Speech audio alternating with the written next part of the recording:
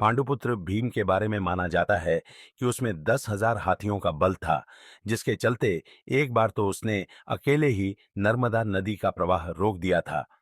लेकिन भीम में यह 10,000 हाथियों का बल आया कैसे, इसकी कहानी बड़ी ही रोचक है। कौरवों का जन्म हस्तिनापुर में हुआ था, जबकि पांचों पांडवों का जन्म वन में हुआ था। पांडवों के जन्म के कुछ वर्ष पश्चात पांडु का निधन हो गया। पांडु की मृत्यु के बाद वन में रहने वाले साधुओं ने विचार किया कि पांडु के पुत्रों अस्थि तथा पत्नी को हस्तिनापुर भेज देना ही उचित है। इस प्रकार समस्त अर्षिगण हस्तिनापुर आए और उन्होंने पांडु पुत्रों के जन्म और पांडु की मृत्यु के संबंध में पूरी बात भीष्म, धृतराष्ट्र आदि को बताई। भीष्म को जब यह बात पता चली तो उन्होंने कुंती सहित पांचों पांडवों को हस्तिनापुर बुला लिया। हस्तिनापुर में आने के बाद पांडवों के वैदिक संस्कार संपन्न हुए। पांडव तथा कौरव साथ ही खेलने लगे। दौड़ने में, निशाना लगाने तथा कुश्ती आदि सभी खेलों में भीम सभी धृतराष्ट्र पुत्रों को हरा देते थे। भीमसेन कौरवों से होड़ के कारण ही ऐसा करते थे, लेकिन उनके मन में कोई वैर भाव नहीं था। परंतु दुर्योधन के मन में भीमसेन के प्रति दुर्भावना पैदा हो गई। तब उसने उचित अवसर मिलते ही भीम को मारने का विचार किया। दुर्योधन ने एक बार खेलने के लिए गंगा तट पर शिविर लगवाया। उस स्थान का नाम रखा उदकक्रीडन। वहां खाने पीने इत्यादि सभी सुविधाएं भी थीं। दुर्योधन ने पांडवों को भी वहां बुलाया। एक दिन मौका पाकर दुर्योधन ने भीम के भोजन में विष मिला दिया।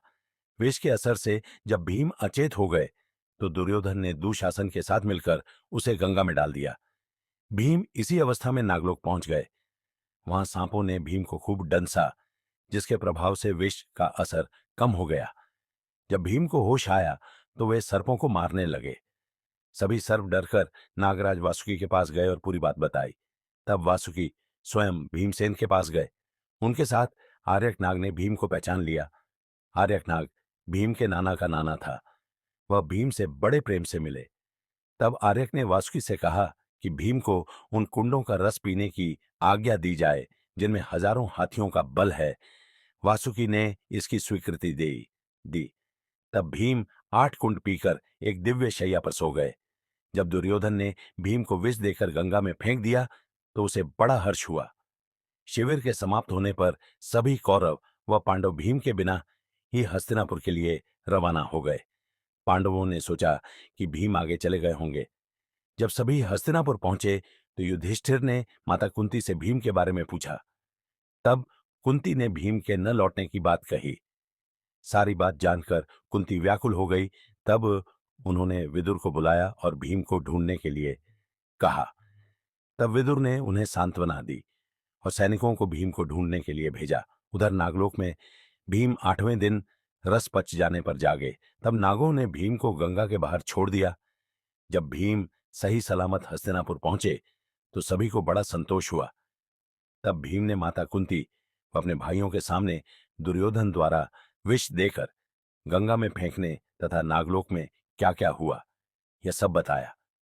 युधिष्ठिर ने भीम से यह बात किसी और को नहीं बताने के लिए कहा।